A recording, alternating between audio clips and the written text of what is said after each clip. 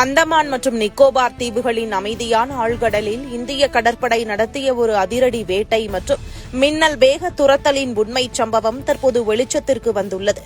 எந்தவொரு சத்தமும் இல்லாமல் கடலடியில் நகரும் ஒரு ஆமை போல மிகுந்த ரகசியத்தோடு இந்திய கடல் எல்லைக்குள் ஊடுருவ முயன்றது ஒரு வெளிநாட்டு எதிரி நீர்மூழ்கி கப்பல். தங்களிடம் இருக்கும் ஸ்டெல்த் எனப்படும் சத்தமே இல்லாத அதிநவீன தொழில்நுட்பத்தால் இந்திய படைகளின் கண்ணில் மண்ணை தூவிவிடலாம் என்று அவர்கள் அதீத நம்பிக்கையோடு இருந்தார்கள். ஆனால் இந்திய பெருங்கடலின் ஆழத்தில் அவர்களுக்காக ஒரு பிரம்மாண்ட டிஜிட்டல் பொறி காத்திருந்தது அவர்கள் அறிந்திருக்கவில்லை. கடலுக்கு அடியில் இந்தியா ரகசியமாக நிறுவியிருந்த சோசஸ் எனப்படும் உலகத்தரம் வாய்ந்த ஒலி கண்காணிப்பு அமைப்பின் உணர்விகள் அந்த நீர்மூழ்கி கப்பல் எழுப்பிய மிக மெல்லிய அதிர்வை கூட அந்த நொடியே துல்லியமாக கண்டுபிடித்தன.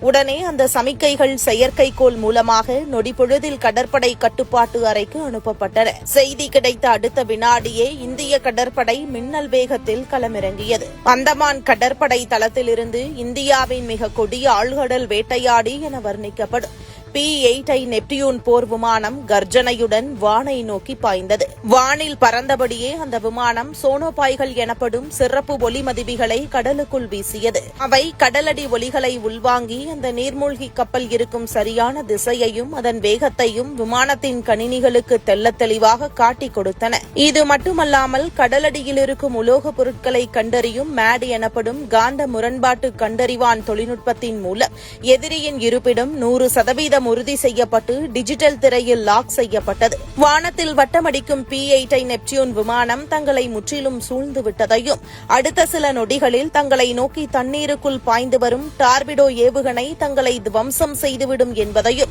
எதிரி நீர்மூழ்கி கப்பல் உணர்ந்து கொண்டது. இந்தியாவின் மரண பொறியில் சிக்கியதை உணர்ந்த அந்த வெளிநாட்டு நீர்மூழ்கி கப்பல் வேறு வழியே இல்லாமல் உடனடியாக ஒரு அவசர யூ-டர்ன் அடித்து வந்த வழியே கடலின் ஆழத்திற்குள் தப்பியோடியது.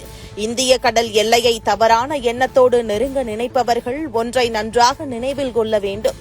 கடலின் ஆழத்தில் ஏற்படும் மிகச்சிறிய அசைவை கூட வேட்டையாடும் டிஜிட்டல் சிக்னலாக மாற்றும் அறிவியல் தொழில்நுட்பத்தோடும் அசைக்க முடியாத பலத்தோடும் இந்திய கடற்படை 24 மணி நேரமும் எல்லையில் விழிப்புடன் காத்துக் கொண்டிருக்கிறது என்பதை இந்த அதிரடி சம்பவம் நிரூபித்திருக்கிறது.